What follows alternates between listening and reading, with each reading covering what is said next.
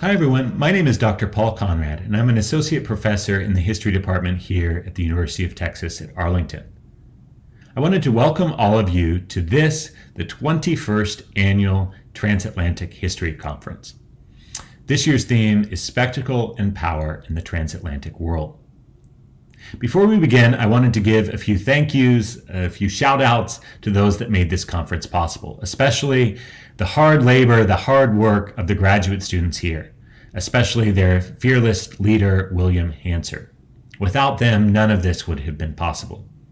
I also want to thank the History Department, the Barksdale Lecture Series, the UTA Libraries, as well as the UTA College of Liberal Arts for their financial support. I wanted to call attention to a few special events that are taking place as a part of this conference that I encourage all of you to attend and view. This evening, there will be a tour of UTA's special collections led by its department head and cartographic archivist. UTA has an impressive special collections, particularly a collection of maps that is one of the most important collections in this region. So I encourage you to view and watch that tour of special collections to learn more about what we have here and perhaps come here and do research yourselves. Tomorrow there will be a keynote lecture that will be by Rick Benjamin, the founder and director of the Paragon Ragtime Orchestra, which is a renowned orchestra. On Sunday, October 3rd, the final day of the conference, at 5 p.m., there will be a keynote by Dr. Jeremy Johnston, who's the historian of the Buffalo Bill Center of the West. Both of those keynotes on Saturday and Sunday are by very important figures that I really would encourage you to take advantage of the opportunity to hear from. In addition to those special events, I of course want to acknowledge that the real centerpiece of this conference is all of you. Those of you who have taken the time to do research, to weigh primary sources, to develop arguments, and those of you who are brave enough to then share it with others. Many of you are presenting for the first time. And I want to acknowledge that that can be scary, to put yourself out there, to hear feedback from others. You might not know what they're going to say to you. But the real value of an academic conference is the ability to get feedback on works in progress. And I encourage you to take that feedback to heart, to use it to further advance your projects. And also, of course, I encourage you to provide constructive feedback to fellow presenters. Ask them questions, give them your suggestions. It's that give and take that really, I think, is the key benefit of academic conferences. I want to say a few final thoughts, acknowledging the current situation that we're in. First, I want to again thank the graduate students here at UTA for all their work in making this conference possible, in particular in making it possible for it to be conducted virtually in this environment that we're holding it in. Kevin Moskowitz deserves special thanks for his technical skills in handling the pre-recording process, in making it available on multiple platforms, and in facilitating the real-time Q&A sessions that will take place as well. I want to acknowledge, though, too, that despite all the work put into this virtual environment, it is also imperfect. One of the great benefits of in-person, conferences in real time is the ability to have more natural conversation, to truly meet people, to engage in back and forth conversation, yes, to network. And with that in mind, I want to just plug and put out there that I hope you all will consider applying to present at next year's conference as well, that hopefully will take place here in person in our beautiful state of Texas. So with that in mind, and on behalf of the History Department here at UT Arlington, I want to again welcome all of you to this, the 21st Annual Transatlantic History Conference. We're looking forward to your presentations and engaging with them and learning more about all of your work. Thanks again.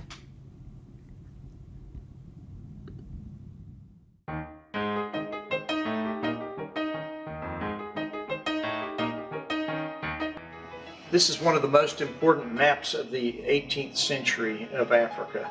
It was done by D'Anville, who was the preeminent French cartographer of the mid-18th century. This is from 1749, and D'Anville. What is really important about the map is the methodology that went into it. He started out by doing little small maps of different parts of Africa, and he had a working method in that he would read all the accounts. He would start with the most ancient account and work his way chronologically through time to try to figure out what had been written about that particular area, and would always start eliminating things that seemed might not be accurate. And so he worked as a historian as well as a geographer to try to figure out, well, what did Herodotus say about this, and you know, how accurate is it? Is it corroborated later on by other accounts? And so this map is very important for what it doesn't show. For the first time, Europeans, instead of filling up the map with elephants and zebras and panthers and lions and all kinds of wild tigers and things, he just eliminated all of that. And so now you have huge spaces of blank paper where they didn't know anything about Africa. So this woke the European community up to the fact that they really don't know that much about Africa. They only know about the coastline, and as a result, there were African exploration societies formed, African companies formed to try to learn about Africa. And of course, it was a very dangerous place for white men in those days, because they died from diseases right and left whenever they landed on the coast. So it's an important map to spur Europeans to learn more about Africa. And it wasn't from a lack of interest that Europeans didn't have information on Africa.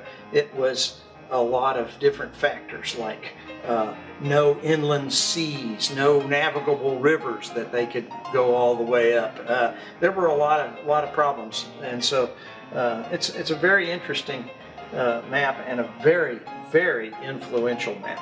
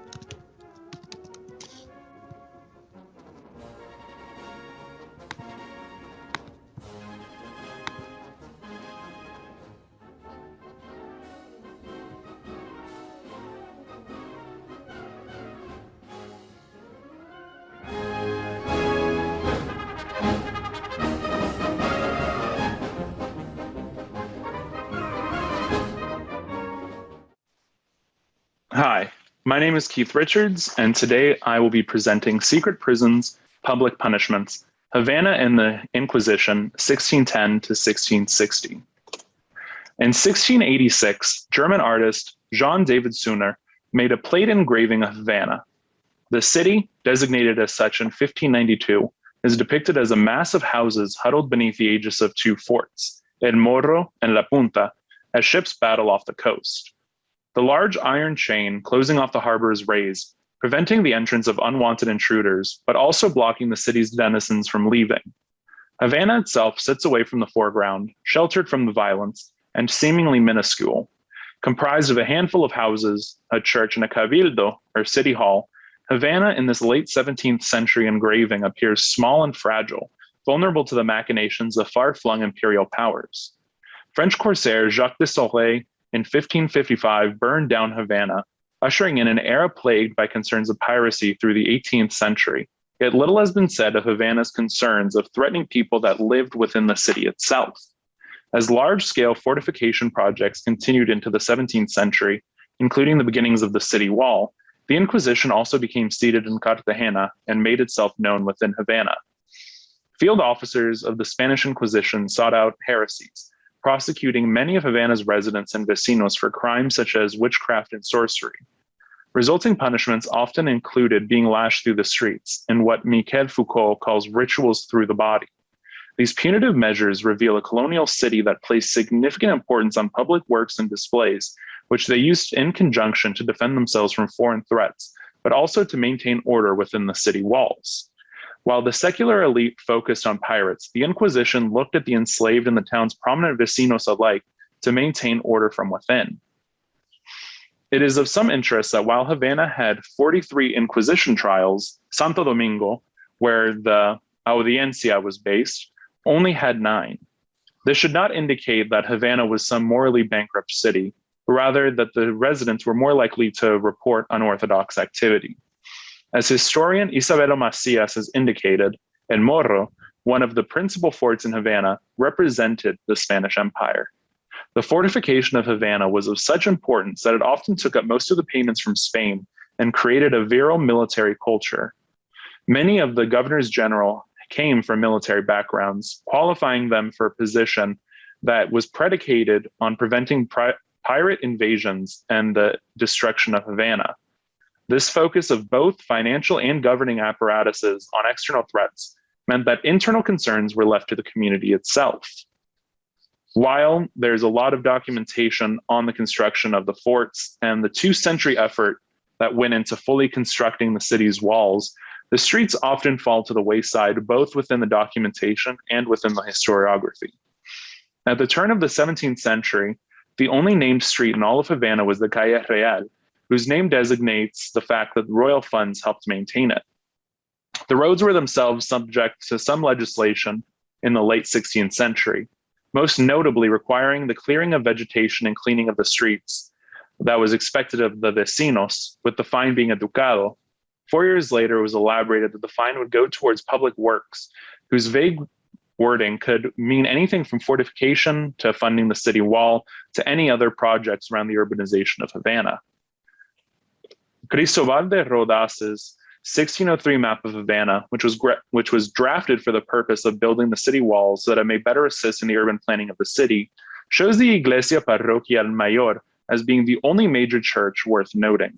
While there certainly existed others, historian Irene Wright mentioned several that were built and destroyed over the 16th century, the placement of the Iglesia Mayor in the Plaza de Armas makes it easy to imagine that it is the most significant place of worship in Havana, and perhaps even where denouncements were made against potential heretics.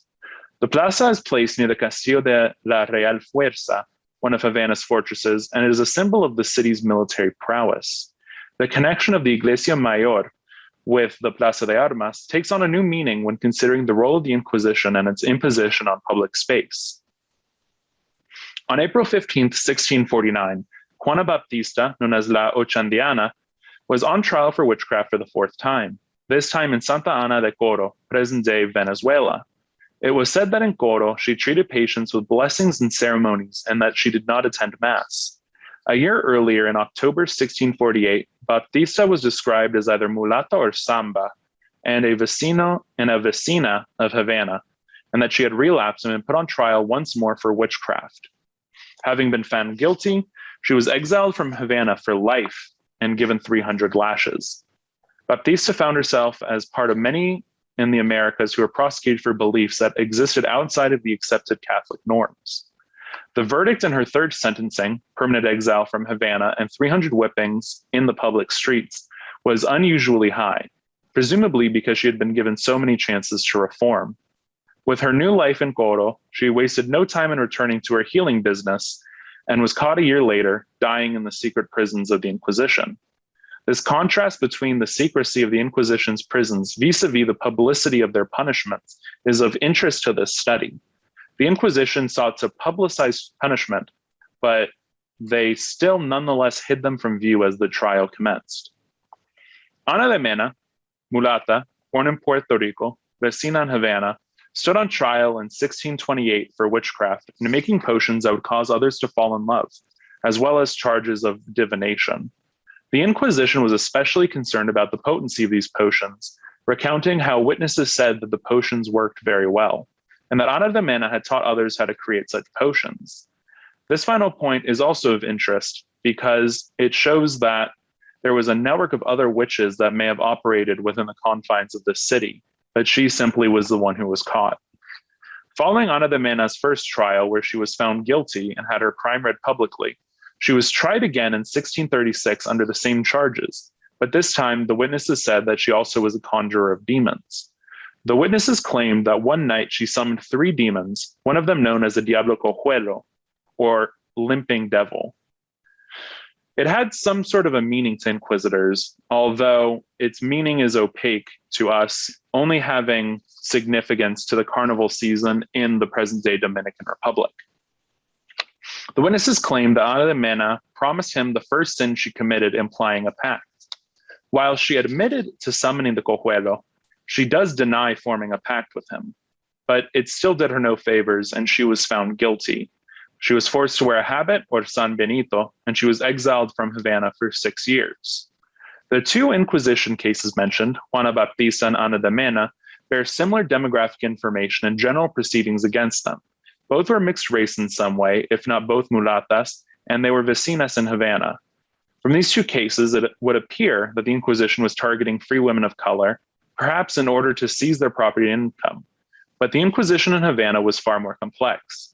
Of the 43 people in Havana denounced and investigated by the Inquisition between the years of 1610 to 1660, 51% were male and 49% were female. While it shows an even gender split, it does heavily depart from the general trends evident in the totality of the tribunal in Cartagena, where 74% of those tried were male.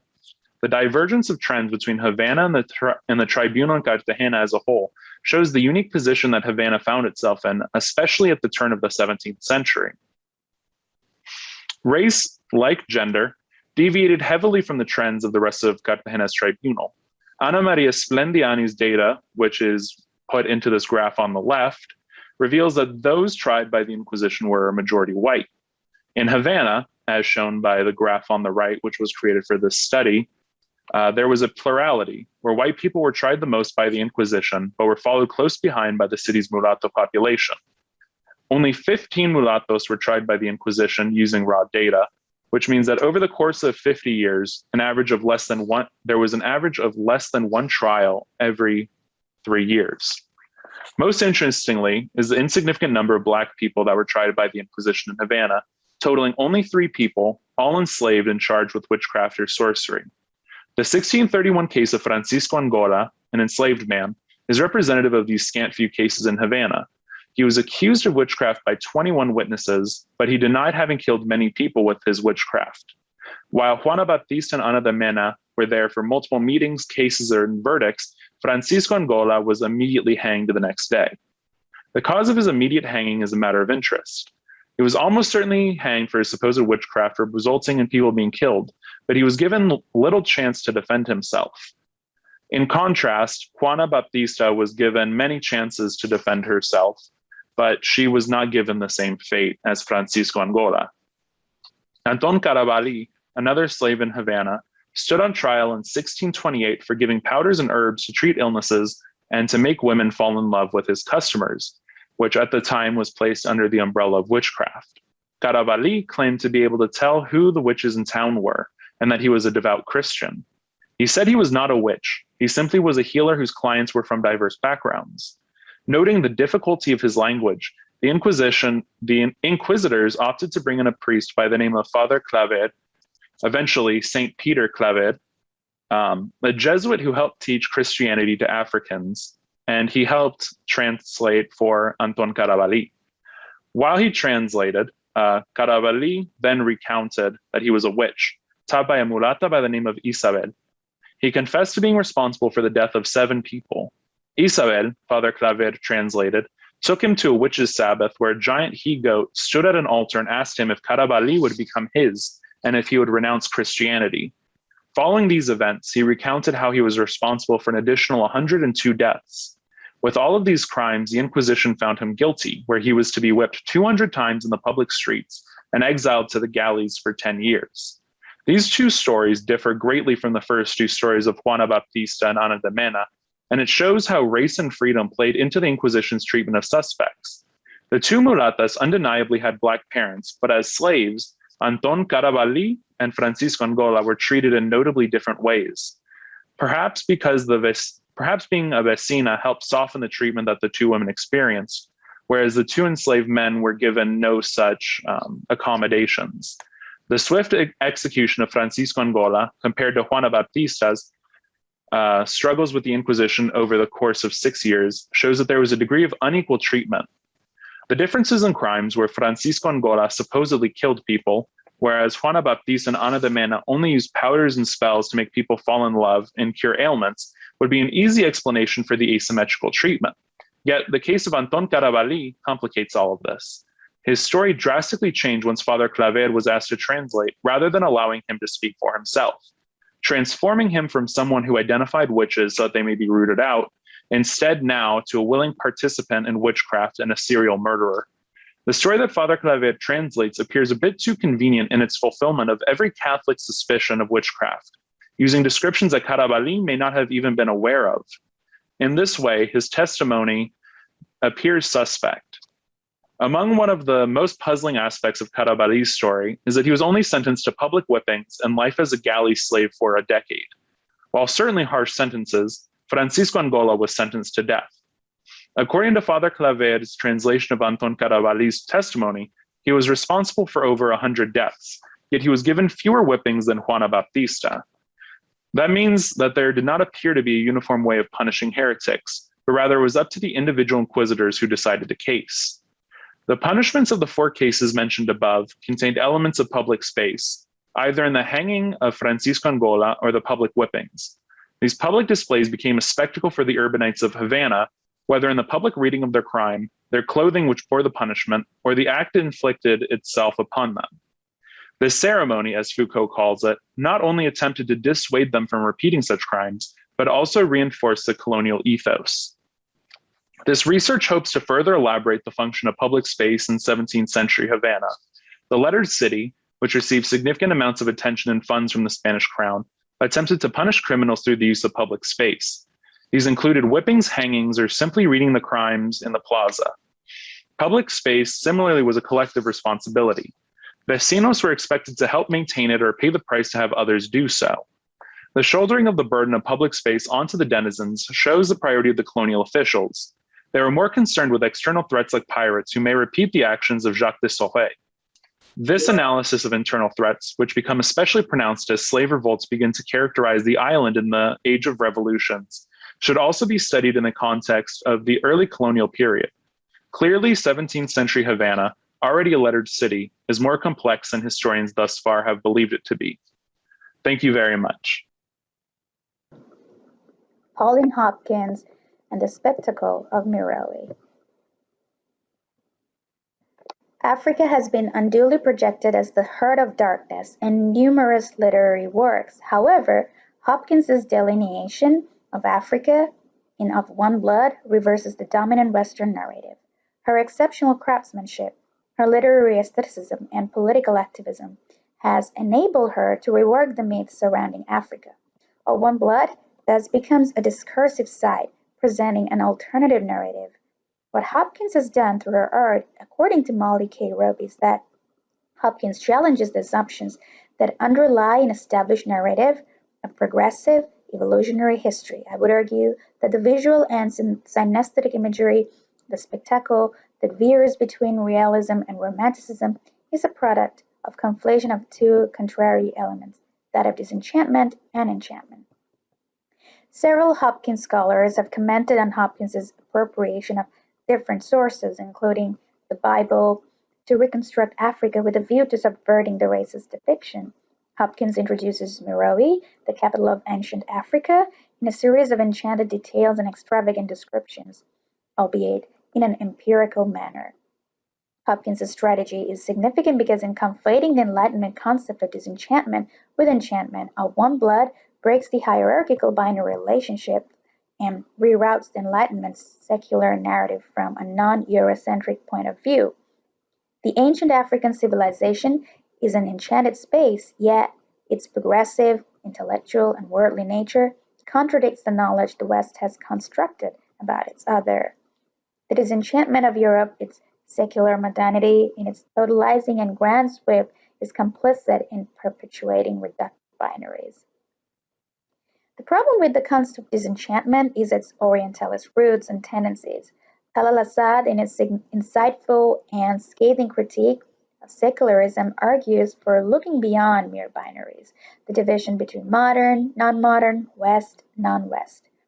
Hopkins' literary endeavor and aesthetic principles rewrite the Western model of secularism by adopting, in the words of Talal Asad, a truly human practice. Hopkins overcomes the restrictions posed by the ossified institutions of disenchantment. Although mystical and enchanted in nature, Hopkins's contribution to the production of knowledge is in fact empowering and liberating as it eschews violence endemic to the secular project.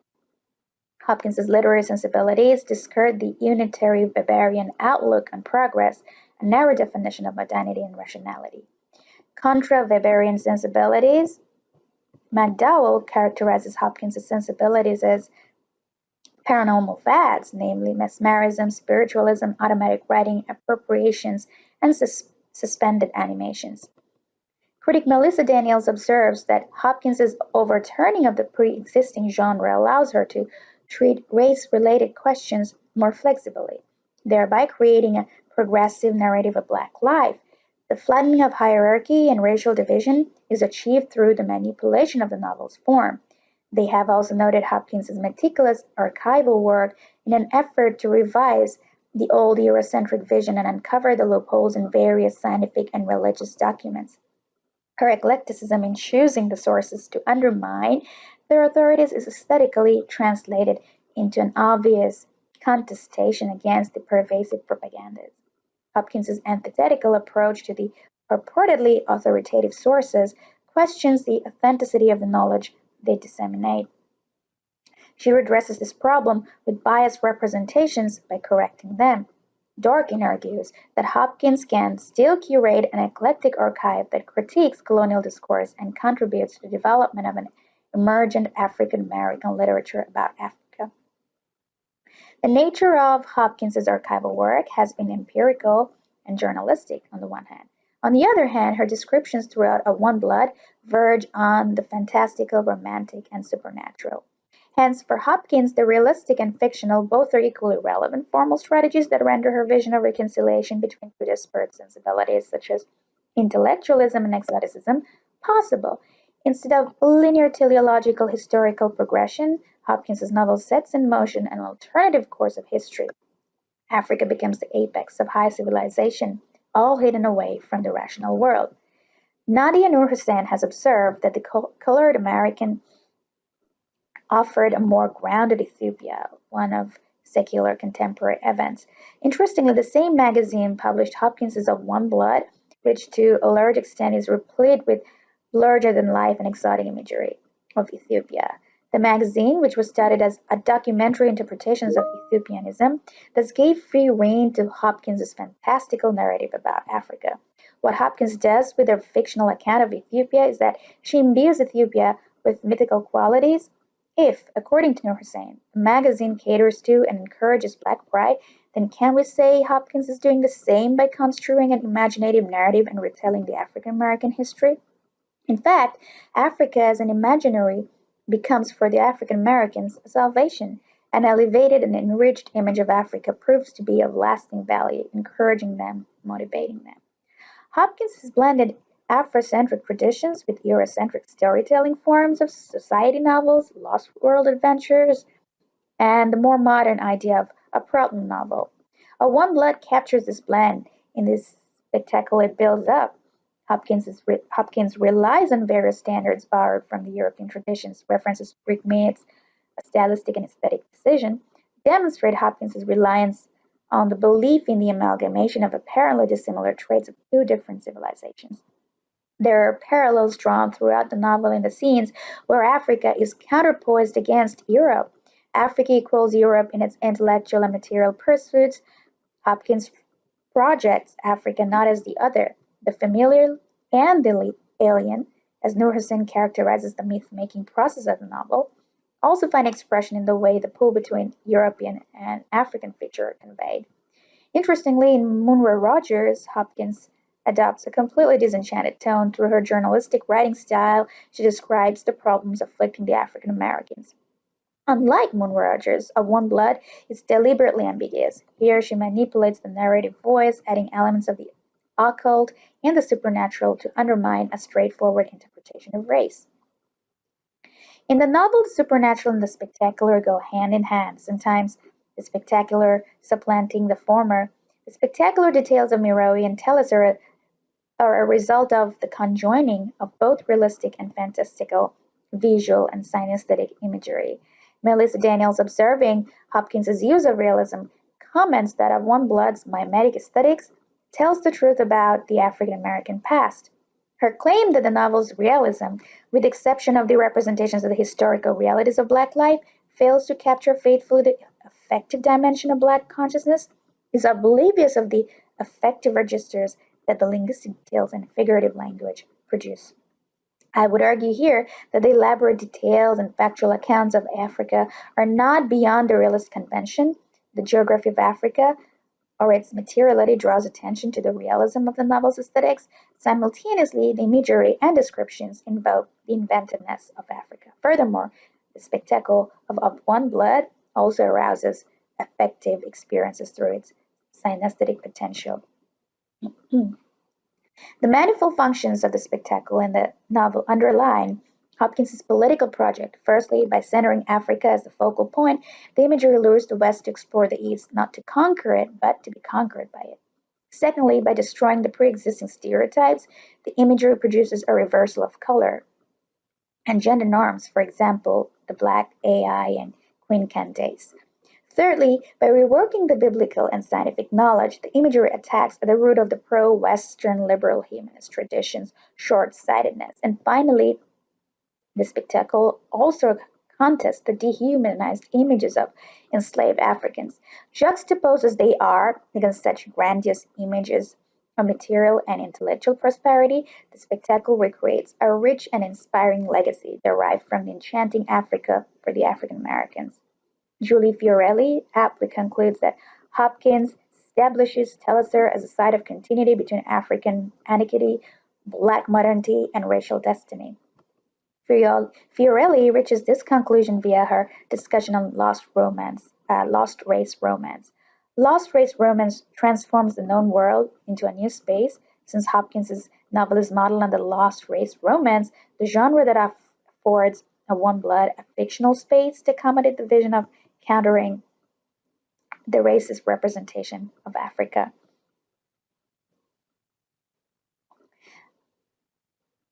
Thus, the spectacular elements in the novel are, I argue, used in a positive way to invert the negative connotations the word enchantment has within the secular project of modernity. Here, enchantment is proclaimed as a tool to scandalize and deflate the developmental narrative of the West. Meroe, the capital of ancient Ethiopia, is at the center where all four corners of the world converge: the north, the south, the east, and the west, conducting trades and accumulating wealth. African canvas poured ivory, frankincense, and gold into the city. Images of gold and gems, golden bars, golden flakes, diamonds, and rubies recur throughout the chapters that introduces readers to Meroe. The chapter that introduces Meroe foreshadows how, in the rest of the novel, the boundaries between the West and the East are blurred, the boundaries between the rational and the exotic, the real and the hidden are jettisoned. The vivid visual descriptions of these scenes are not merely an exaggeration and plot to appeal to the senses. The allure of Meroe is also disclosed and validated through the reappraisals of biblical and archaeological references. In depicting Meroe in its abundance through the accounts of Bible and archaeological finds, the novel thus refutes any sense of skepticism.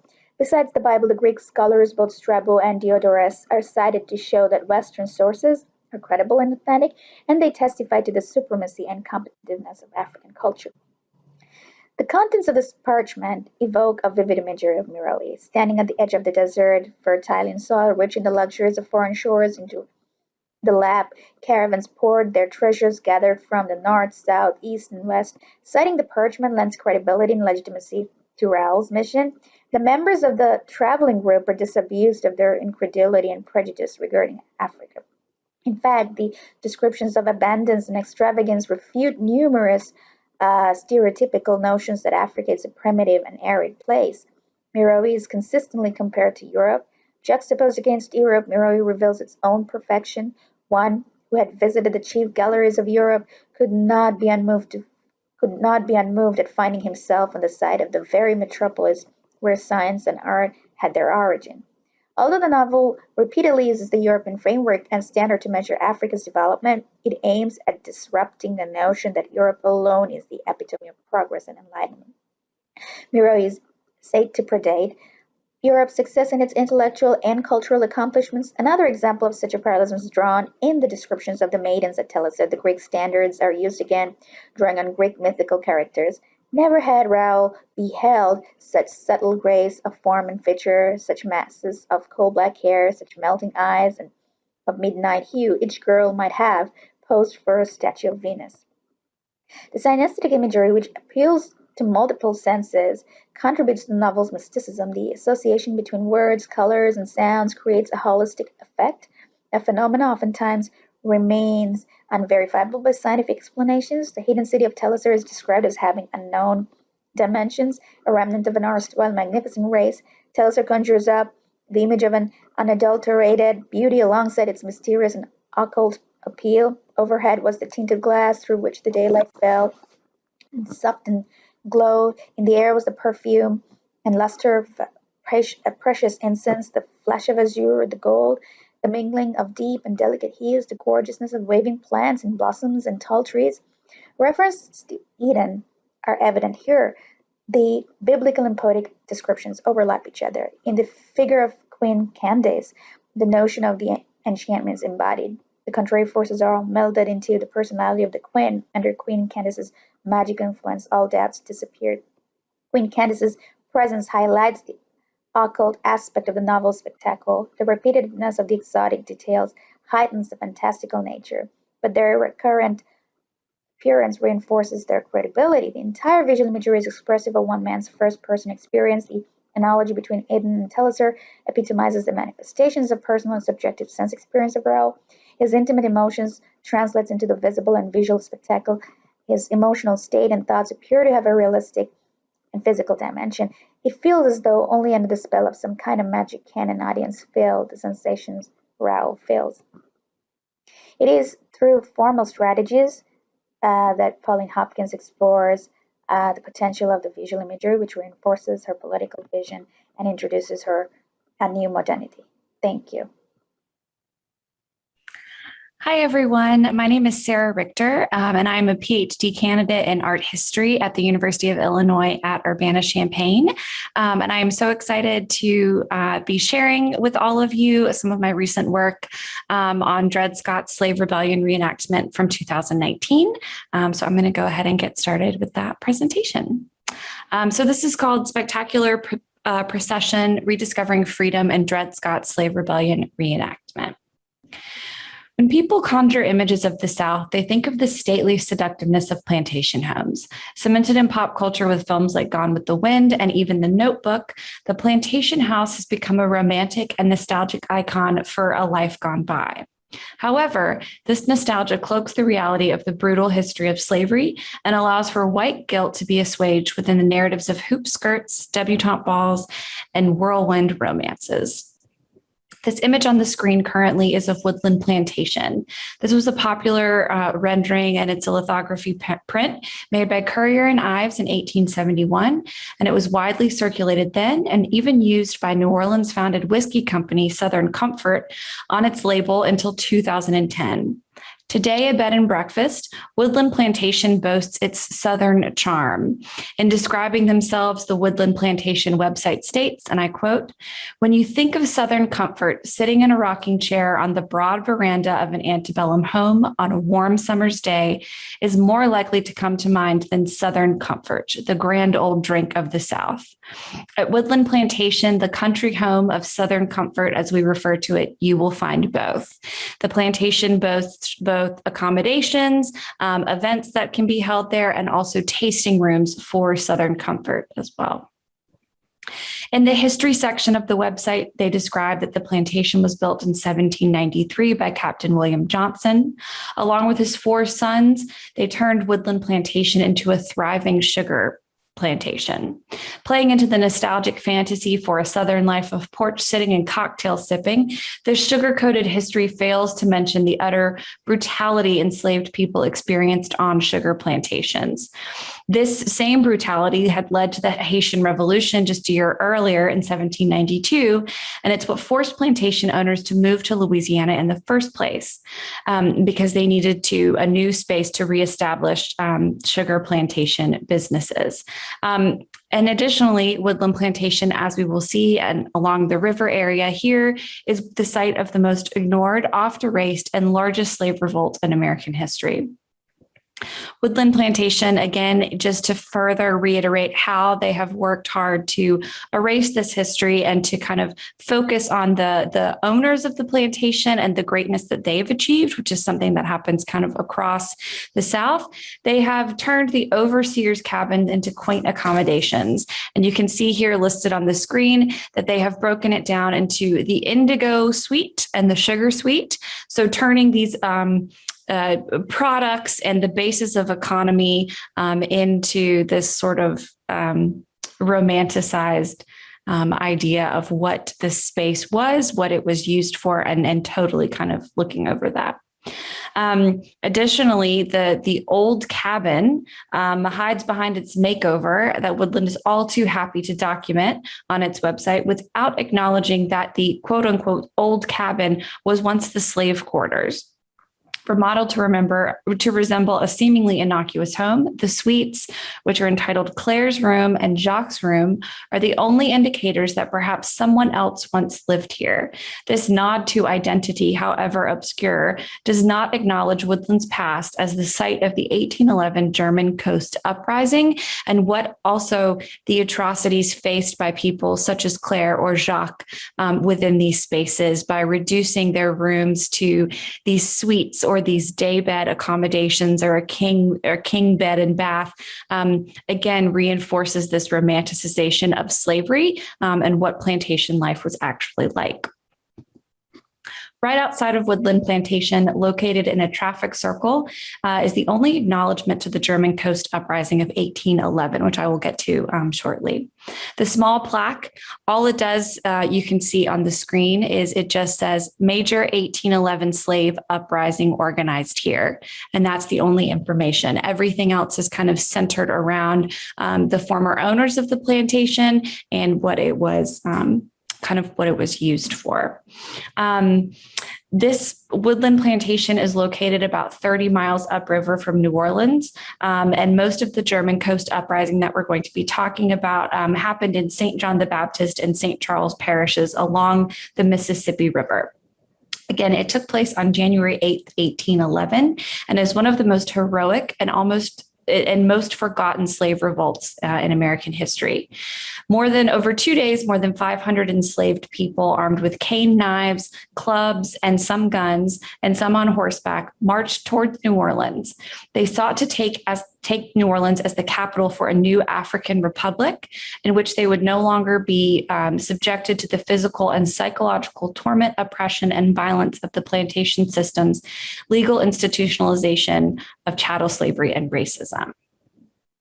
This plaque was, as seen here by Dred Scott, a quote that he gave in 2019 is that the state of Louisiana has memorialized the largest rebellion of enslaved people in U.S. history with a road sign. And he is kind of the main organizer of the rebellion the reenactment that we're going to talk about today. For Dred Scott, and you can see this is Dred Scott here, and here he is leading the army of the enslaved, making its way across the 26-mile path through Louisiana. So he began organizing this about 6 years prior in 2013. And it took that long for him to kind of get everyone to come together. He has a whole team of people that helped produce this, helped raise money, helped make costumes. And so this was very much about a participatory aesthetics in this sense of performance, right? And that it would only happen kind of this one time in this full sense of its experience. But then what's left behind is the material culture. So the videos, the films, the memories, the actual flags that people made, he has and are on displayed in different ways, in different settings. So we see him here too as part of this sort of group. So Dred Scott is a performance artist. Like I said, his work is largely participatory in nature, and he wanted to recreate this all but forgotten rebellion with hundreds of reenactors dressed in period clothing that would follow the same 26-mile route of the 1811 rebellion. They would walk to New Orleans through, replacing the contemporary urban landscape and by kind of recalling this 19th century sugar plantation as the backdrop. Reenactors were walking, riding horses, singing in Creole and English to African drumming. The project was and is about freedom. Of the rebellion, Dred Scott said that, and I quote, "Other people have tried to sort of mark this event, often focusing on the brutality and the suppression of rebellion. And what I'm interested in is the liberatory aspect of people who are fighting to free themselves," end quote. Scott, and this is just to show you the map. So this is where it begins. This is right outside of Woodland Plantation. And just to give a sense of where they are actually kind of going and ultimately ending up in Congo Square. So what we see here, the red is the 1811 uprising. So you can see that there were almost kind of two different routes that were taken. So the original organizers came up this way, and at the Jacques Fortier plantation, they were stopped. And one of their main organizers, Charles Delonde, was murdered. And it was his kind of cries out that led people to turn around and go back.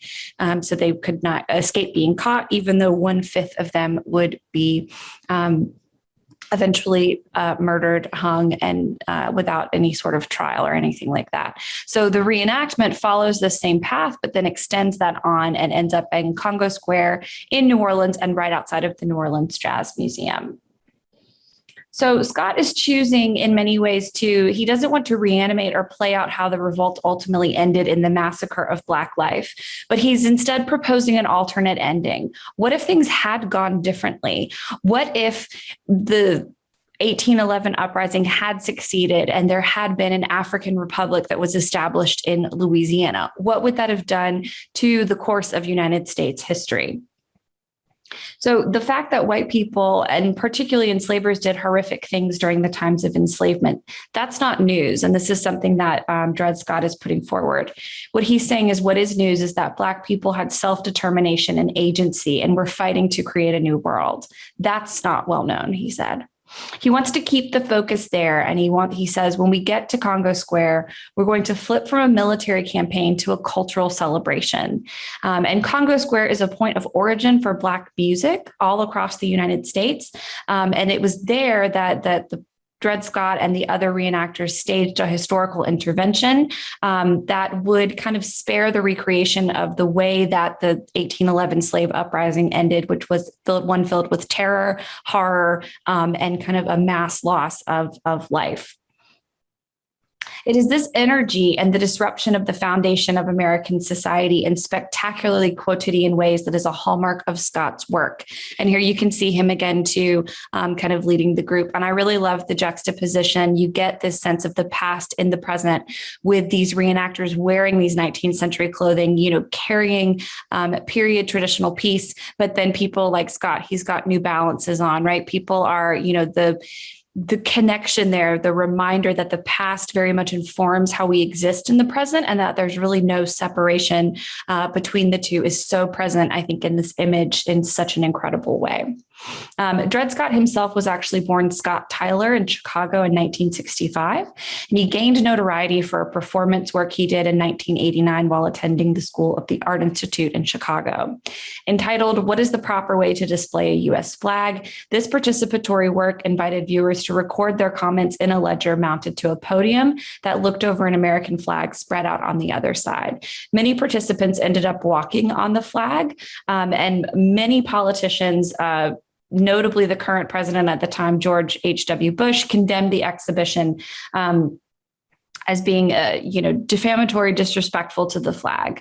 And eventually this would lead to Scott being part of a Supreme Court case, the U.S. versus Eichmann, that ended up ruling in the early 90s that any rules that banned flag desecration were unconstitutional and were an infringement on First Amendment rights. Dred Scott's work, again, he's really interested in getting people talking and thinking and reframing not only what they've been told, but how we frame ourselves within a particular narrative of history. In 1989, following his work in Chicago, Dred Scott moved to New York City, and he changed his first name to Dred. And you can see it spelled here, D-R-E-A-D. And this has multiple meanings for him. It's combined with his first name. It evoked Dred Scott, a Black enslaved man who unsuccessfully sued for his freedom during the 1850s after being held in a free state. It's also an allusion to the dreadlocks of Rastafarians. And it's also reflected a desire to cause dread among others, right? Because of how he is going to, in many ways, disrupt understandings of space, time, and history. One thing that is really it's not about, so Dred Scott sees himself as the organizer, but obviously he's very interested in the perspective of all of the other participants and reenactors. Many of them talked about ways that this was a space they could connect to their ancestors and learn about a history that wasn't taught to them in school at all.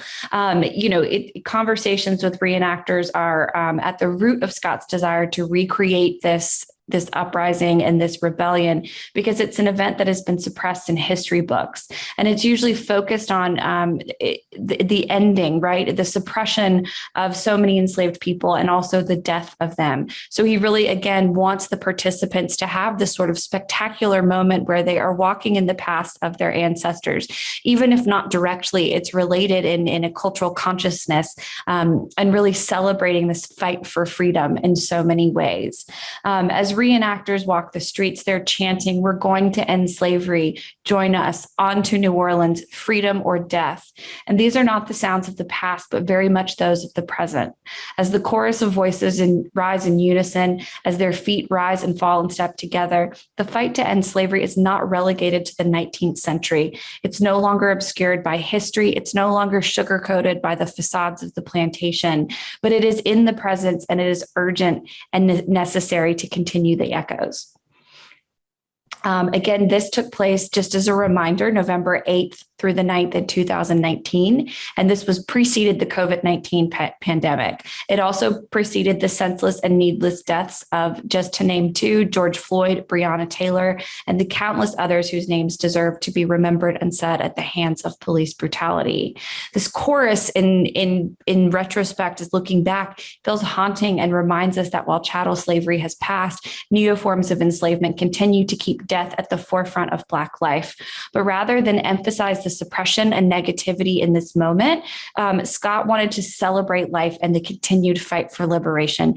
And here I've put, this is a couple who were reenactors, and they talk in interviews about how their nephew Oscar Grant was killed by police, and that their fight for justice continues. And that's why they felt that being a part of this was such kind of a healing embodied experience for them to be part of this movement. Another reenactor, Jordan Rome, she said that, I quote, "I'm not acting, I'm having a whole experience with a bunch of other Black people who have come to New Orleans for multiple different reasons to take part in this. Being around other Black people carrying weapons, embodying the spirit of freedom and emancipation, I think that's really powerful." Imagine today, and she's talking about the first day of the reenactment, that it will be very emotional, spiritual, as we are literally walking past oil refineries and street malls and other locations that were previously sugar plantations. So people are coming into this space with so many different experiences, memories, emotions that is evident in this. One of the things, as they're walking past this space where the German uprising took place in 1811, it went from being known as Plantation Alley in the 19th century to Cancer Alley in the 20th century. The juxtaposition of these 19th century reenactors with the oil refineries in the background really gets to the fact that environmental racism has changed a landscape in this space.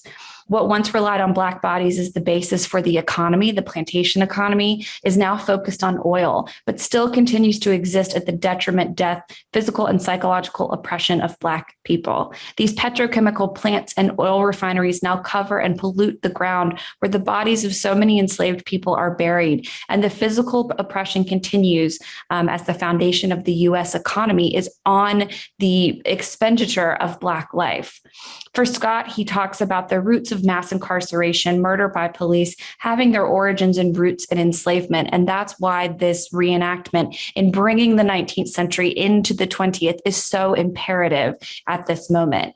And that Black people are still fighting at an institutional, personal, local, and global level for justice and for recognition.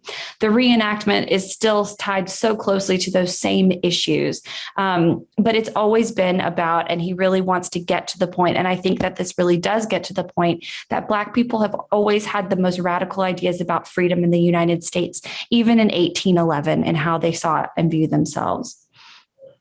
And as they walk through the footsteps of their ancestors, the reenactors functioned in what many theorists and what Joseph Roach, as a theater professor, has put forward as surrogation.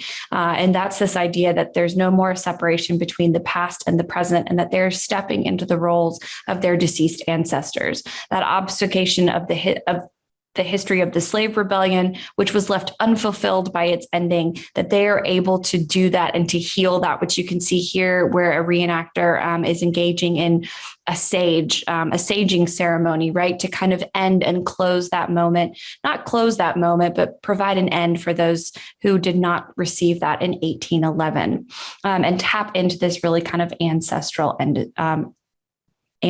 energy. This spectacular procession is the past embodied in the present and is not separate from it.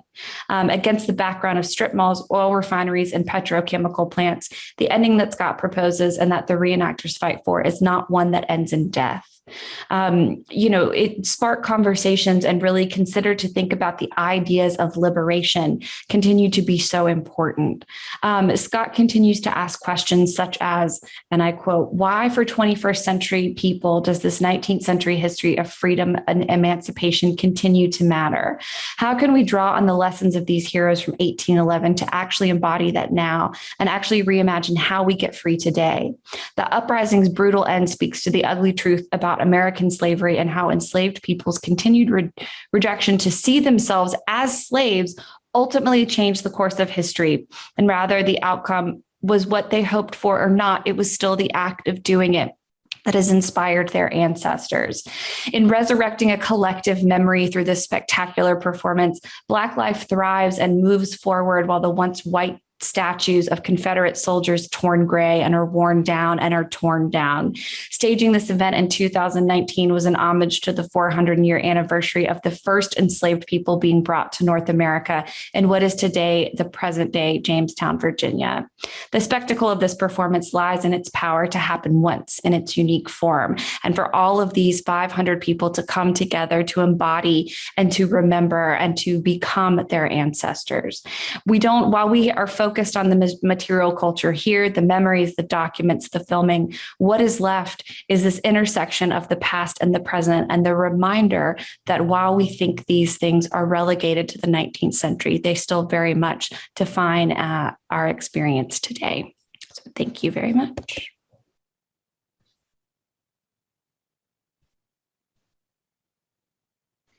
In 1915, California hosted 2 expositions to celebrate the completion of the Panama Canal, the Panama Pacific in San Francisco and the Panama California in San Diego.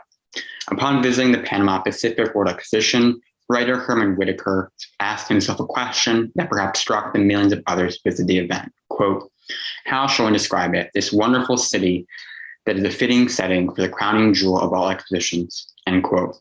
Whitaker, in awe of San Francisco's crowning jewel, took little time to answer his own query as he waxed lyrical. For him, the fair resembled, quote, "a magnificent sunburst of diamonds," end quote. But Whitaker's praises do not end there. No, the author extended his paean to other celebration of the Panama Canal's opening, the Panama California Exposition in San Diego. He labeled it, quote, "a splendid cluster of pearls," end quote, suggesting that although it may not have been as impressive as Fair to the North, it still warranted great acclaim. By lavishing praise upon the 2 festivals, Whitaker indicated their place as treasures within the emerging American empire. According to his perspective, these were the brightest, in fact, the only canal celebrations. Whitaker was not alone in his veneration of the Californian festivals. His words encapsulated not only the widespread adoration of the expositions at the time, but also prefigured the circumscribed academic focus on the San Francisco and San Diego fairs. Even pioneers of scholarship on world fairs, such as Matthew Buckevoy and Robert Rydell, have not looked to other examples beyond the US borders in celebration of the canal's opening. By focusing these 2 official expositions in the literature, historians have neglected another canal commemoration, one in Panama itself. I hope to build upon the intellectual foundation that these other scholars have provided by expanding the geographical scope of analysis on the Panama Canal expositions. This essay attempts to reverse the popular and scholarly concentration on these 2 affairs as the sole ceremony of the Panama Canal's opening. To shift away from California, I will turn to Panama, its forgotten national exposition of Panama of 1916. Conceived by liberal President Belisario Porras, the exposition challenged the US fairs in form and content, particularly in regard to their permanence. Indeed, the guiding architectural principle of the Californian fairs was that of ephemeral pleasure. Eager to please the viewers for a circumscribed set of time, both California expositions relied upon many so-called temporary buildings, named for their transients. Bertram Goodhue, the advisory and consulting architect of the San Diego exposition, likened these edifices to those used instead of a play. They take, quote, "after the fashion that stage scenery provides illusion rather than reality," end quote. These structures sought to conjure a Panama palatable to American eyes and appealing to their wallets. Naturally then, once the final act of these dramas ended, workers struck down the architectural replica of Panama. Even though it might seem odd that these popular buildings faced imminent demolition, Goodhue deemed this destruction necessary. After all, to create momentary delight was, quote, "the paramount idea in the minds of the fair's designers," unquote. To understand why Porras's paramount idea of canal celebrations differed from his Californian counterparts so much, it is necessary to provide a brief summary of the personal and political maturation. Born in 1856 to a poor family in Las Tablas, Panama, as you can see on the left part of the slide, Belisario Porras Barahona crystallized his progressive stance after years of political engagement. During his university studies that took him to such far-flung cities as Bogota, Paris, and Brussels, Porras entered liberal circles. In these years, he befriended activists and politicians such as Rafael Uribe Uribe, Manuel Estrada Cabrera, and Eloy Alfaro. Later, Porras joined the nationalist cause for Panamanian independence from Colombia, entering the Thousand Days War, a civil war in Colombia from 1899 to 1902 between the liberal and conservative factions. Hardened by his military experiences, Porras vocalized his liberal sympathies with even more fervor, denouncing the 1903 Hay-Buenaventura Treaty, the document which granted the U.S. the rights to build the canal. Over years, Porras' determination finally brought him to power in 1912, the year he became the sixth president of Panama. Early in his reign, Porras passed Law 42 of 1912, inaugurating his plan for what would be the 1916 acquisition. Only a year later, he announced his plans to build the Barrio of la Exposición, which would be a neighborhood through which a permanent set of buildings made for the canal, the exposition would stay for decades. And through his numerous decrees and speeches, Porras framed this exposition barrio with an anti-imperialist tone. Indeed, the president even conceived the fair, which was originally planned to run during 1913 as, quote, the commemoration of the discovery of the South Seas, end quote, instead of the canal. Porras continued to stress the distinctly Spanish-American flavor of the festival's decorations, as Decree number 30 of 1913 demonstrates. In this statement, Porras articulated his yearning to, quote, strengthen the ties of union and friendship among Panama, Spain, and our sister countries throughout the hemisphere. In addition, Porras hoped to display the commerce, resources, and, quote, the civilization of the Republic of Panama before the world, end quote. And here you can see a legend for the actual exposition neighborhood itself. So without any mention of the canal, much less the US in these statements, Porras shifted the attention away from the zone and towards his own country. Moreover, by claiming Panama's present as Latin American and its past as Spanish, Porras aligned his nation's heritage with European roots instead of the recent American presence. With this in mind, the exposition barrio not only exemplified Porras' progressivism, but also his nationalism. His pride of country also provided a framework for future governments. As Marisa Lasso notes, Porras, quote, was a modernizer between the urban renewal project that transformed Panama City during these same years, end quote. In a way, the president chose the exposition barrio as a laboratory for his political programs of autonomous development. Although Porras envisioned the exposition as a locus of entertainment like Goodhue did, he above all sought to provide a lasting cultural commemoration that would last. Instead of creating temporary buildings, Porras' Barrio de la Exposición left a whole neighborhood to coming generations. Although some of the fair's creations face the same fate of California's temporary buildings, Porras treated his exposition not as a city full of mere props, but instead the foundation upon which it would lead Panama to the 20th century. Indeed, he used this exposition to project a vision of Panama, famous not for its canal, but for its people. Thus, the exposition did borrow from the American archetype in some manners, but it departed from the others in California by leaving a physical and intellectual legacy. In the words of one scholar, Porras used the event to establish, quote, a new modern geography, one that had all the attributes of early 20th century urban modernity, end quote. Porras himself stressed this modernity in his various speeches, and he often used language saturated with aspiration. In one particular moment, he, I'll quote him, insisted that we Panamanians inhabit a privileged place on the avenues of global commerce in the center of Americas and the world, end quote. With this in mind, Porras saw the exposition and its neighborhood particularly as a tool for meeting urbanization within the capital, but also as a model for the country's future progress, as you can see here in this picture on the slide.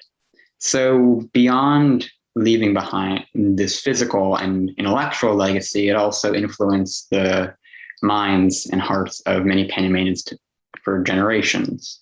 And as interviews conducted with residents on the centenary celebration of the exposition demonstrate, this neighborhood still holds a fond place in many Panamanians, for many Panamanians. Indeed, it may be more so than any other emotion, nostalgia pervades through each of these testimonies. These residents' emotional attachment to this place reveals not only the endurance of the barrio in the Panamanian imaginary as a symbol of modernity, but also the persisting force of Porras' vision. These interviewees, now mostly elderly, remember the exposition, specifically one of its parks, through their lens of their cherished youth. It is unsurprising then these residents often drift into reveries, as Alberto Quiros Jaén does when describing his teenage years. He deems it as a, quote, magical place, and he fondly recalls one of the parks as a hub of soccer, birthday celebrations, and other social gatherings. Sentimentality saturates the recollections of Dario Lim Yueng as well.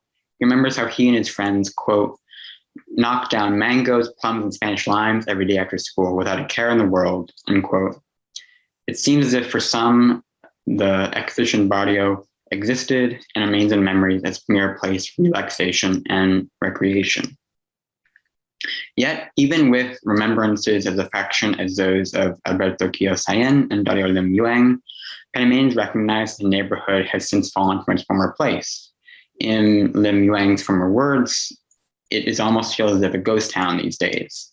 Others, such as Jorge Dominguez, agree with Lim Yueng's sober diagnosis. According to Dominguez, quote, it has gone from being a place for pedestrians to that of cars, end quote. Even worse, the once vibrant parks where Quiros Jaén could once play soccer until 2 a.m. without interference are unsafe now, especially at night.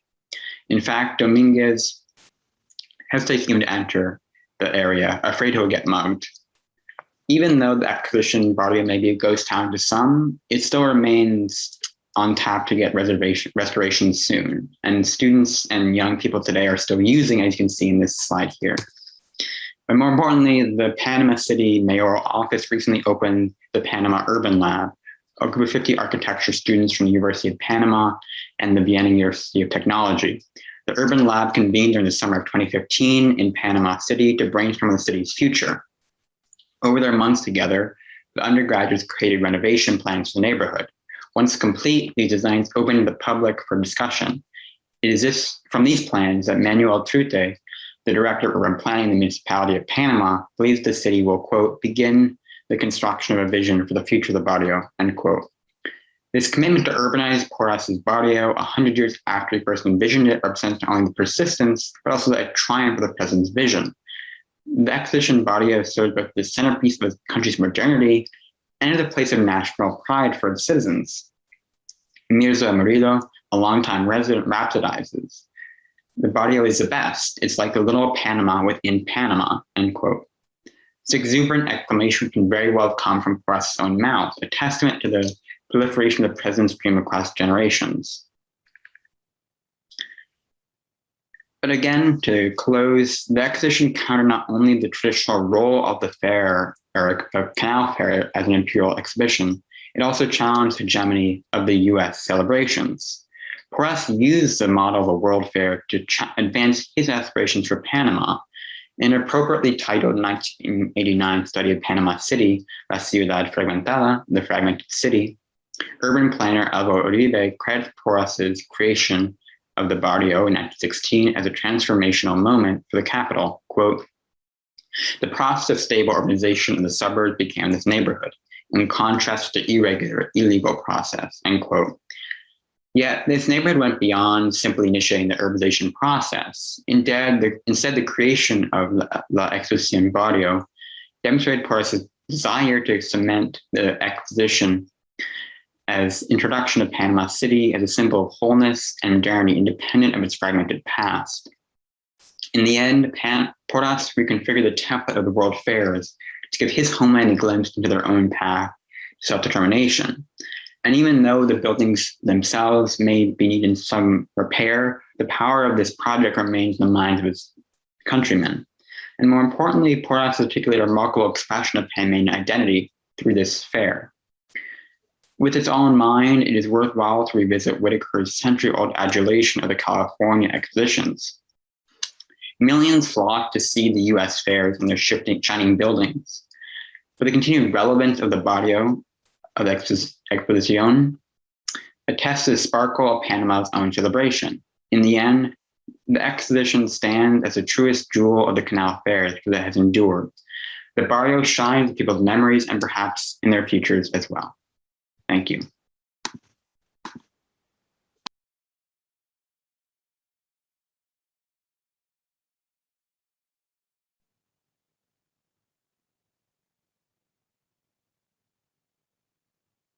All right, guys, let's get things rolling here.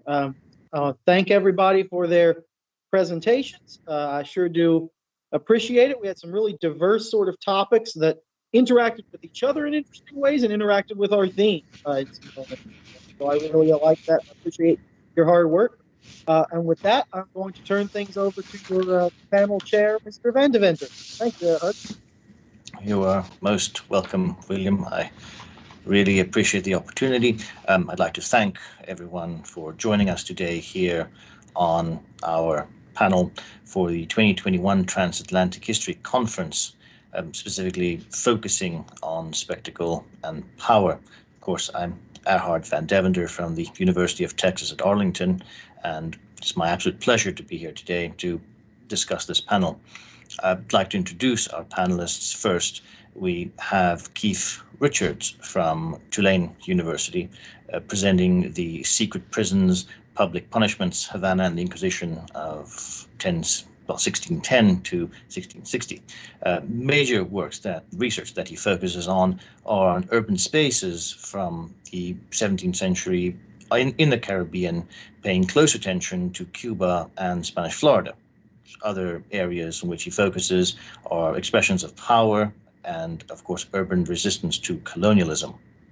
Next, we have Saida Hassan from the University of Texas at Dallas, just around the corner for those of us here in Arlington.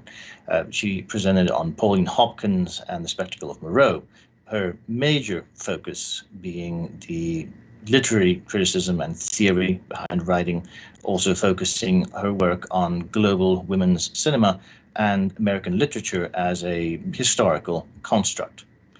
Next, we had Sarah Richter from the University of Illinois at Urbana-Champaign, presenting Spectacular Procession, the rediscovery of freedom of Dred Scott's slave rebellion reenactment.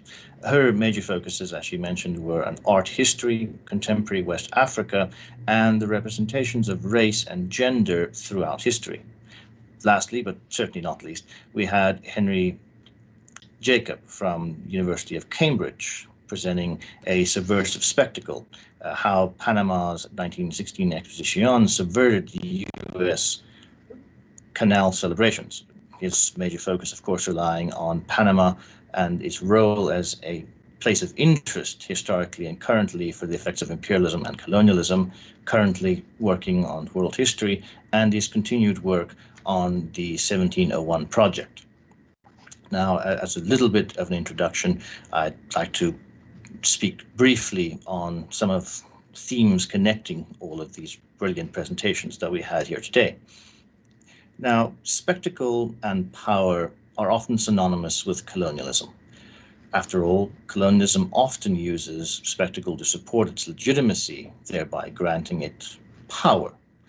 Our panelists have done a marvelous job of highlighting these facts in their work that they have presented here.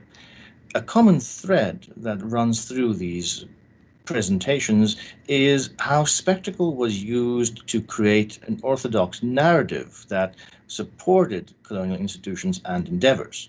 Also, this included the ideas of public punishment, calls to civilize the African continent at the turn of the century, a focus on historical plantation families, and the celebration of the Panama Canal in the United States and Panama itself.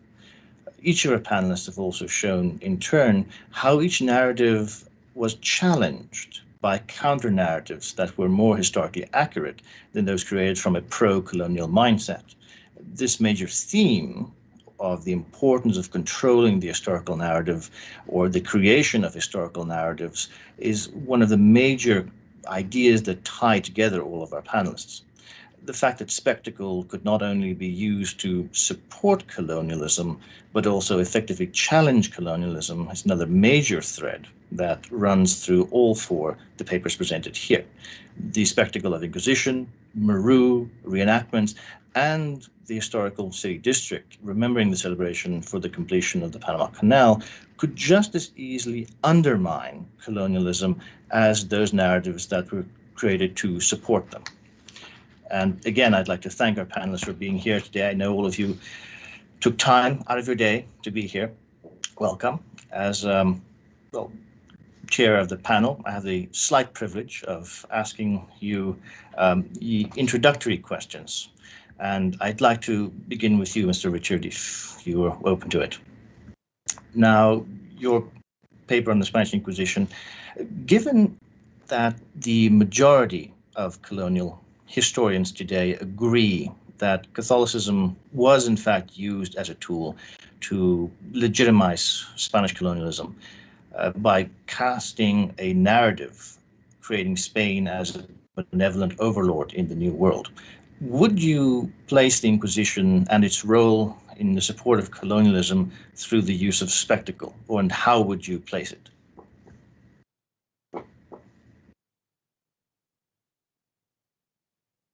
Are you going to be going through all of the questions, or?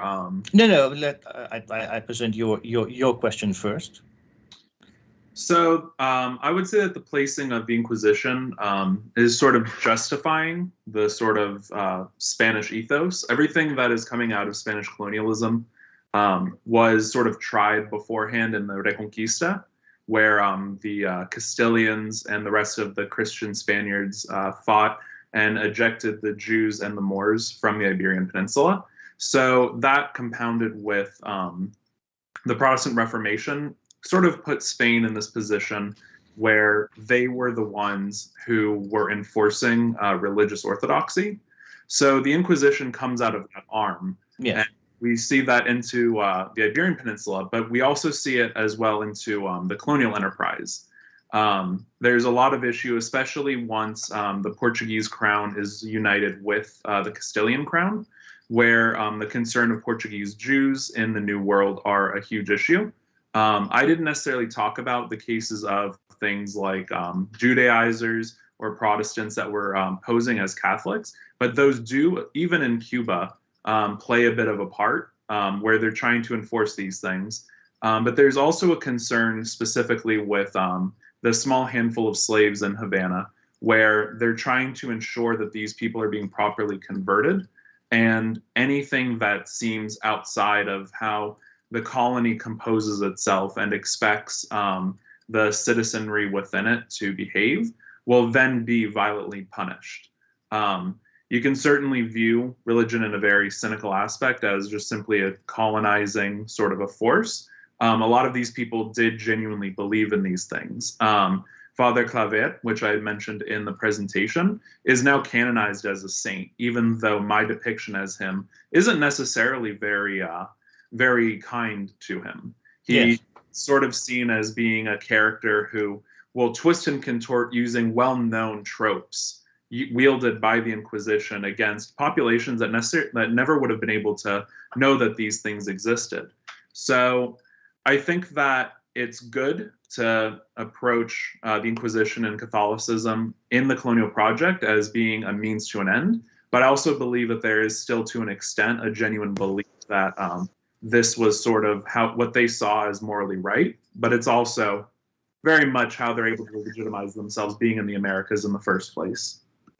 So you would go on to say that, granted that some have made the argument that religion is a cynical tool used, but your major concern would be to place it in its correct historical context, to argue that, yes, people did have these beliefs and did hold to them very sincerely, as many still do today, I am sure, in Cuba specifically, but also to understand that it was a tool used by officials for the purposes of propping up the colonial government of Spain.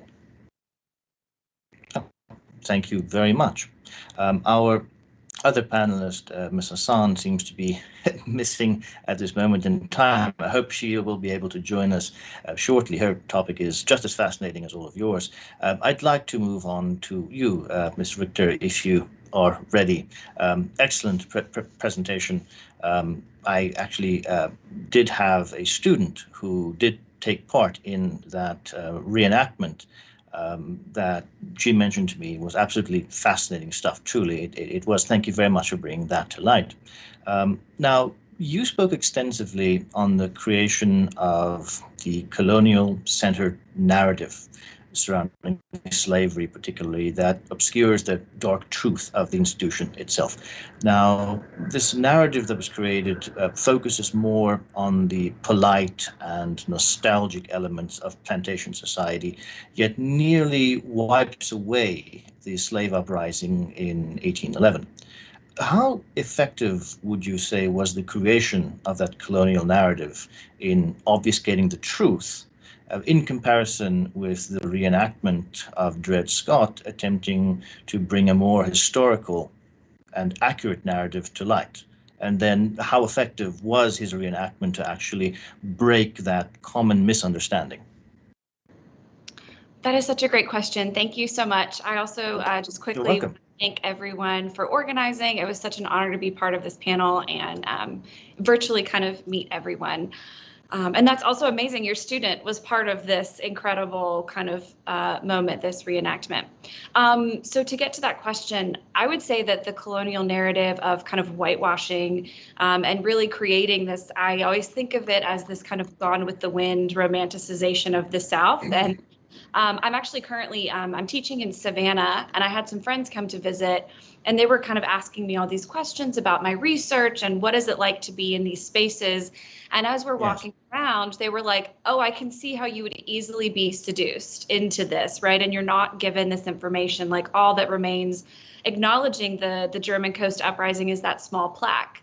So I would say that it's, again, this whole idea of the victors, right? The historical narrative. So they did a great job. And I'm not praising them for that at all, but it was very convincing. And I think works such as Dred Scott's Rebellion in this case, it brings attention, right? It brings that past into the present and kind of disrupts the linear time that Western narratives so, rely on so heavily.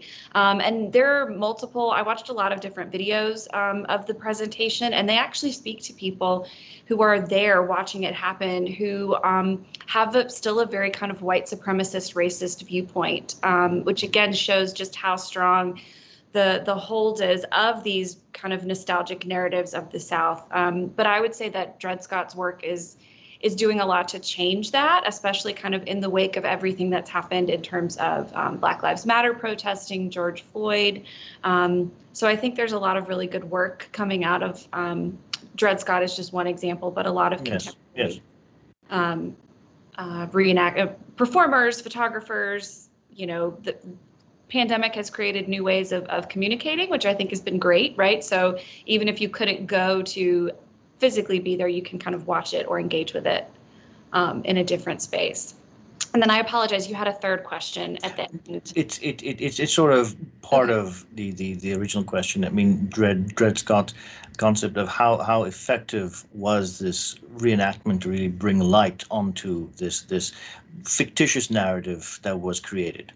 I think it's one of these situations, and I don't know how my fellow panelists feel or other people's thoughts, that if it's something you're interested in, it gets a lot of attention or you go searching for that information. But I do think, one thing about an interview I saw with people in New Orleans and Louisiana who this is not something they feel needs to be addressed, of course, are not interested. But I do think on a broader scale, he did bring a lot of attention to this narrative, also because this was a 6-year endeavor that he put together. He raised over $1 million to actually do this. And people came, like your student, people came from, Seattle, from Canada. So there was this really kind of large coming together. And I think that also allowed for the spread of just information about this and just this really kind of amazing participatory work of art that happens right before we go into kind of pandemic lockdown. So I think it's successful, but I do think there are folks who, if you're not interested in that message, are not going to go seek out that information. But I think he did a great job. I think it's super powerful. So, yeah.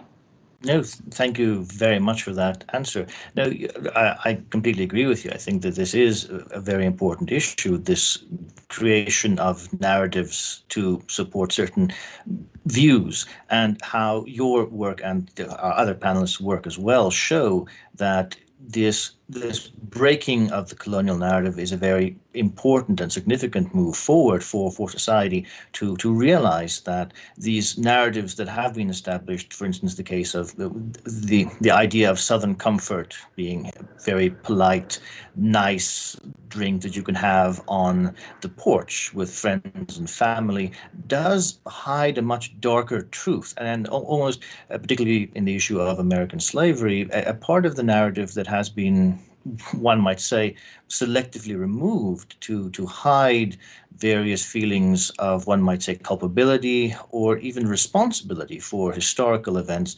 that do impact the modern world that we have today. You mentioned several individuals who are regrettably no longer with us, who feed into a part of that legacy that has been established and that narrative that has been created in a pro-colonial setting.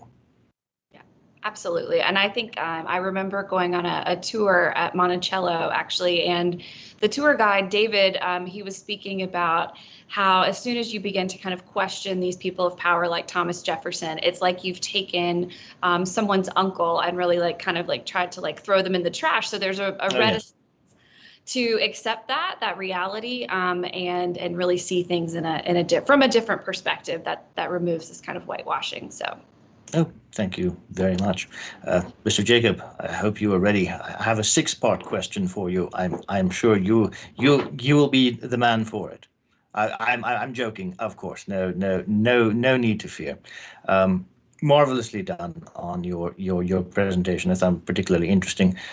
You use the celebrations in connection with the completion of the Panama Canal to underpin the importance of spectacle in creating this colonial and national narratives, showing this conflict between these two ideas. Now, given that the structures that were erected in the United States were temporary and those in Panama permanent, the main thrust of your argument, would you agree that the temporary nature of the American celebratory structures feeds into this transient nature of the colonial narrative that is represented in the United States particularly, and thereby to the rest of the world by extension, the United States being one of the great imperialistic, colonialistic powers at the time, and how this contrasts with the more permanent nature of the Panamanian Exposition, showing one of national pride, creating a cultural icon. So, again, wonderful presentations from others. Really appreciate being here and listening to the great talks. And also thank you for the question. I think it actually ties in my answer of what Sarah was saying before, of how it can be a manner of forgetting or an ephemeral narrative in terms of looking at the past as something that could be twisted and turned in certain ways of yes.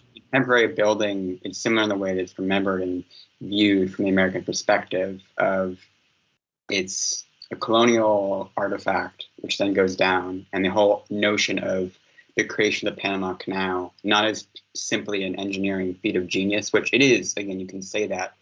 Same as, Monticello, you're saying, how do you combine these two conflicting narratives?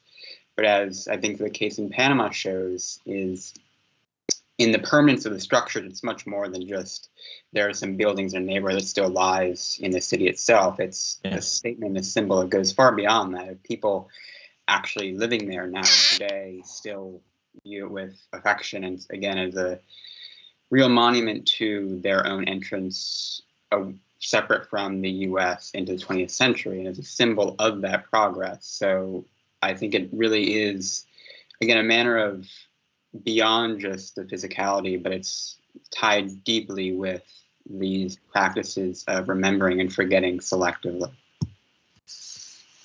No, thank you very much. No, I think it's a very important point that you highlight, in that how the imperial American image is cast of Panama, and the comical nature of an almost tinsel town being constructed to celebrate this great achievement of the creation of the Panama Canal, whereas in Panama it's taken, one might say, much more seriously. in that this is part of a nationalist movement, nation creation, independence, and viewed as a object of pride for a nation, and structures erected that would, one might say, stand the test of time to remind the nation of their great achievement. Yeah, exactly. I think the phrase stand the test of time is an apt one, given this conversation of it's still persisting. It's still, again, there and valuable to citizens, even if it is, again, not perhaps as well maintained as it might want to be. There's still enough citizens and community networks that are trying to refurbish it, which I think, again, in 100 years since then, is a great indication of how a desire to remember faithfully and also to merge that with national identity is key for the Panamanian side, in distinction with the American. Yes, thank you very much. I'd also like to say that it is our honor and privilege to have you on our panel and at this conference we're having. I'd now, of course, like to open the floor to all general questions to our listeners and watchers so that we can have some questions from the audience. In a general kind of statement, a few questions that came up deals with this concept of the challenges to colonialism. And how would each of you describe your process and your choice making of coming up with the topics that you chose to represent that fact? And perhaps I can start with you, Ms. Richter, if you would so like. Yeah, my sort of process for how I came to this was always sort of having like I come from an interest in like sort of like the occult, magic, what have you. But yes. But there's also a very intriguing sort of a means of thinking about how colonialism in like those early years was sort of reinforced. And so the question of not only how the Inquisition worked, because this isn't necessarily just about the Inquisition, yes, it's also about the history of Havana itself, how this little tiny town, which has all of this significance to the Spanish imperial system, was able to sort of keep itself together, form like an identity, and how it was able to weather all of these many changes that were happening, as everything going on in Madrid has a profound impact on the Spanish American colonies. So that was sort of where I came to the question of how the Inquisition sort of imposes itself onto the population in order to create a coherent identity for all of them. And it sort of came from there. It always helps that Inquisition documents are very open about all of the judicial processes that are occurring, and that they seem to have a penchant for sort of the theatrical. So you have these very interesting stories that are happening, and the inquisitors themselves seem very interested in finding out every little detail concerning them. So it's sort of like the narrative, whenever you look at the Inquisition, almost makes itself at times. Yes. So it certainly assists in that sort of an epistemology. Yep. Thank you very much. Ms. Richter, if you're ready. Yeah, so in my own research, I actually come from like a theater background. So I've always been really interested in performance, and also how always kind of, again, disrupting these sort of established narratives. I'm very interested in the concept of the present, or the past and the present being so commingled and interrelated. And so I think that's one of the things that brought me to particularly this performance. Just because people are actually, in period costume, they're kind of rerouting themselves and kind of fulfilling what was unfulfilled, right? Fulfilling yes. what the original folks wanted. So I think for me, I like performance because as a mode of disruption, because it's a physical embodiment and challenge to those systems, and also it happens yes. once, right? It happens once in that particular way. And then all that's left is any sort of documentation or physical materiality left behind. So I'm interested in how the actual experience is just once. and if it is staged again, it will never be exactly the same. And so I think that is a challenge, and also kind of preserves this particular moment as a disruption to that form of colonialism. So just my own interest in performance art. Thank you very much. Ms. Jacob, please, after you. Yeah, I actually am. Yeah, I'm quite taken by the idea of the spectacle as being very ephemeral and trying to capture what's lost and left by it. I think it's similar from my own reaction, or I guess getting to the topic of is looking through some guidebooks to the actual fairs themselves.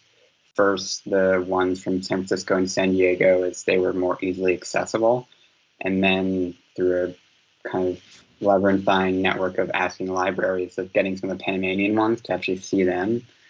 And what I didn't have time to talk about today, or make a presentation, but I think what really made me want to present or talk about this topic further was in the guidebooks themselves on the Panamanian side, they had, I didn't talk about this again in the presentation, but these series of photographs of normal people, just everyday Panamanians from a variety of backgrounds, so immigrants from whatever time it may have come, with just their names and a bit like a short description of their occupation, nothing more. And it's near impossible, in all honesty, to actually trace to these people and find any archival remnants of their existence, or their own thoughts. But that whole idea of these people being preserved in some somewhat fleeting way, but still my being able to see it, really resonated with me at the time. And that is an indirect way to say how I wanted to discuss this overall fair today. Oh, thank you very much. Thank you very much for kind of explaining your way, kind of how you came to these topics and how you thought about them. There's a bunch of questions asking similarly, how did you come up with this? What was the major thing that started it? And thank you very much for answering that question. All of you, I'm sure our listeners were very interested to kind of see the operation behind what we are presenting here. I do have a very interesting question for you, Mr. Richards. It's what was the means of spreading the public punishments to the masses?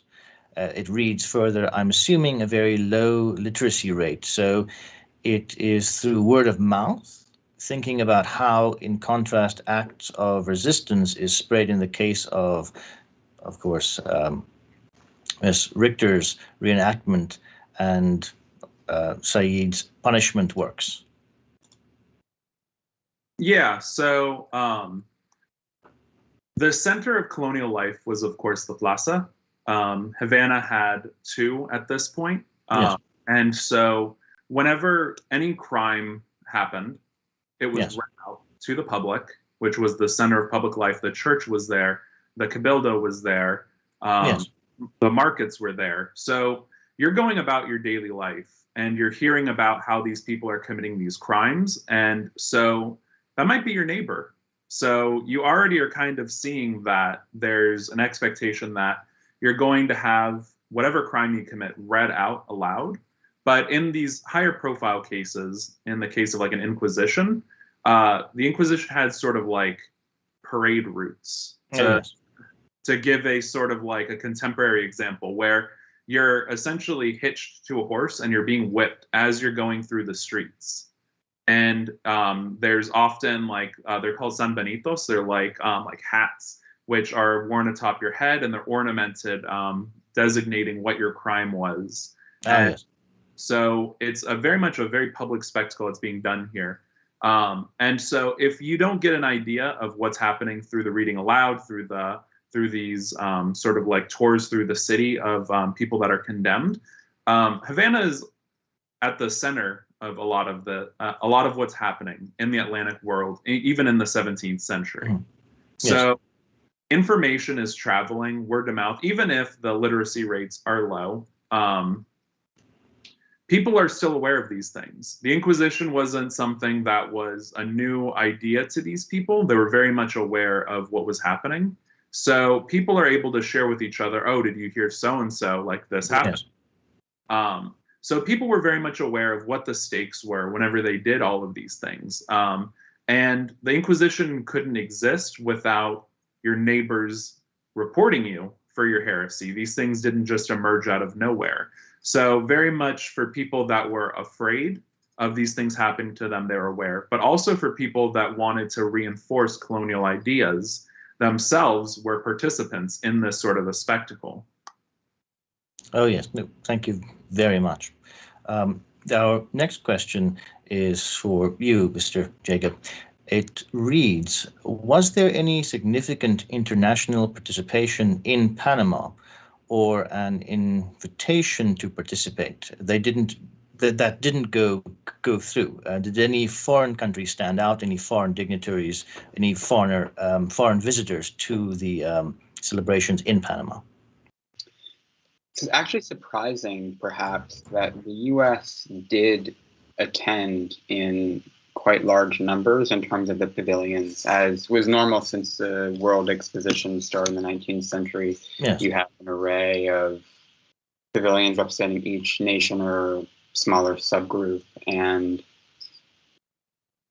perhaps unexpected or unwanted by Panama itself that the U.S. would send such a forceful delegation Yes. with big pavilion, and that's perhaps one country that they maybe did not want to go through, but it actually did in that example. But the main participants were in other Latin American countries and Spain itself. I would have to go back to the records themselves to cross-check if there were any declined invitations. Mm-hmm. My recollection, there were not, because, as I'll say again, it was on a smaller scale than the contemporary American or U.S. celebrations in San Diego and San Francisco, where both were global in nature and millions of visitors, whereas the one in Panama, again, in comparative terms, was much smaller, but still symbolically perhaps more important for the country itself moving forward.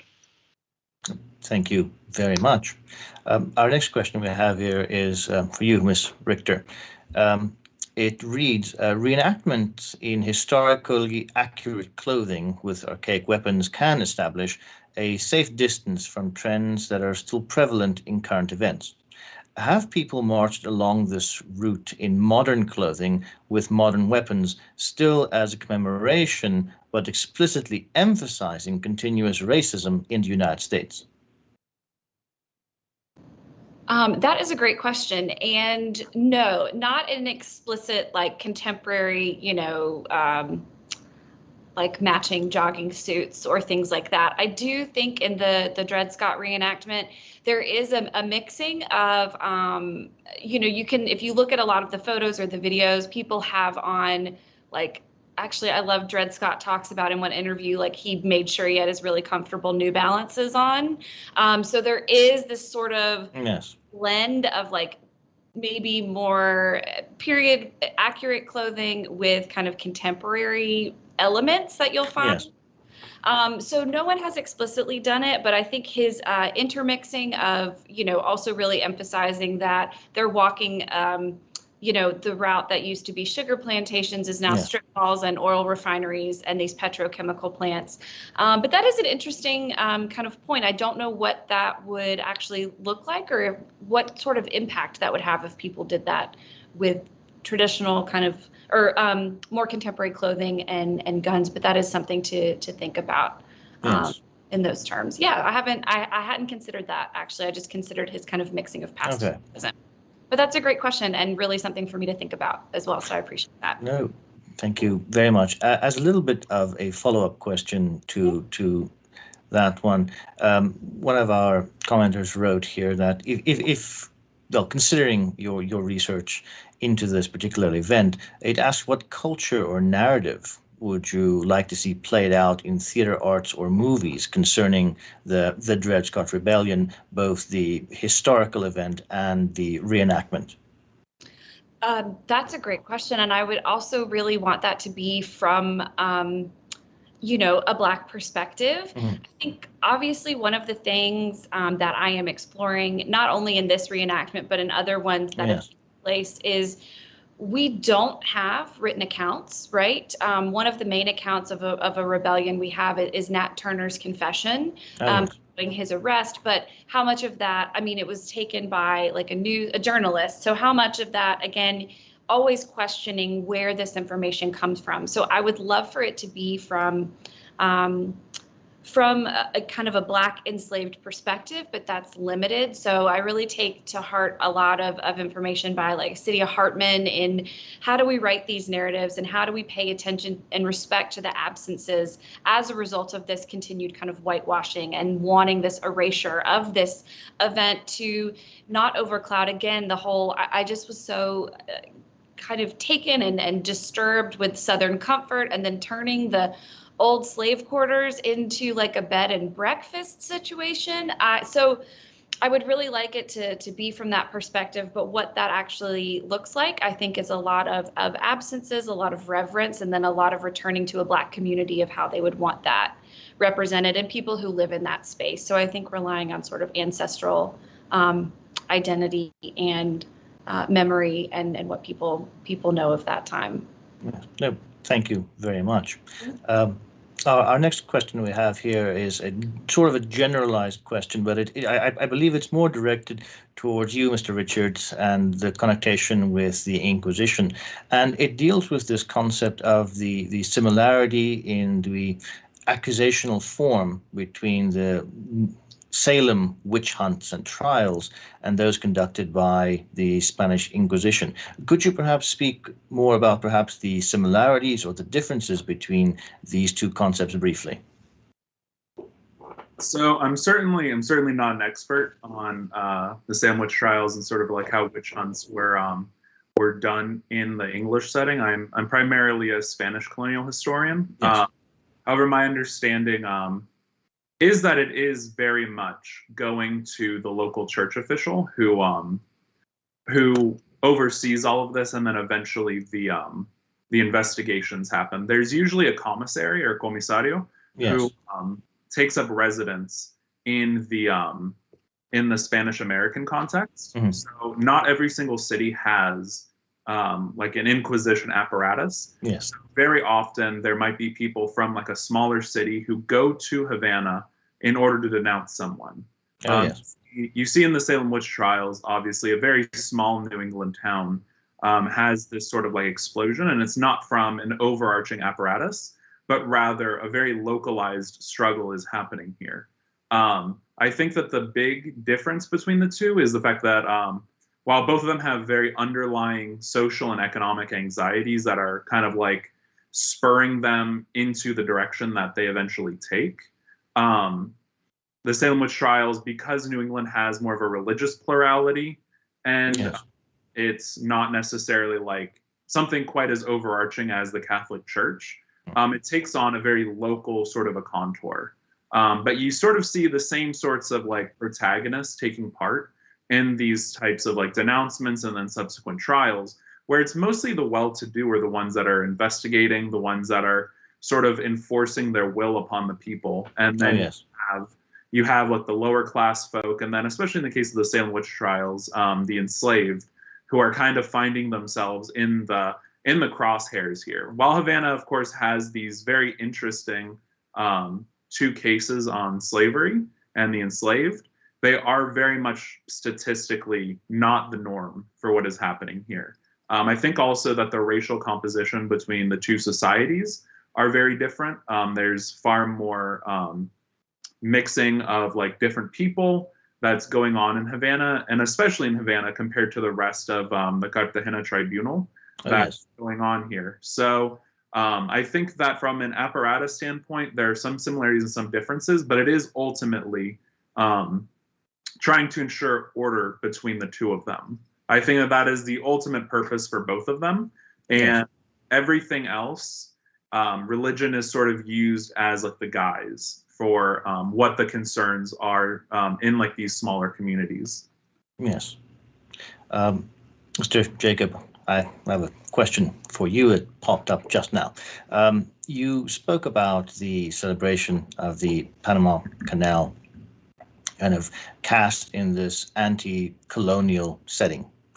And the questioner asks, how was this received by other Latin American countries who were also, as they understand it, vested in this anti-colonial concept, having broken away from Spanish colonialism or Portuguese colonialism in the case of Brazil, not too long before the completion of the Panama Canal and then this celebration?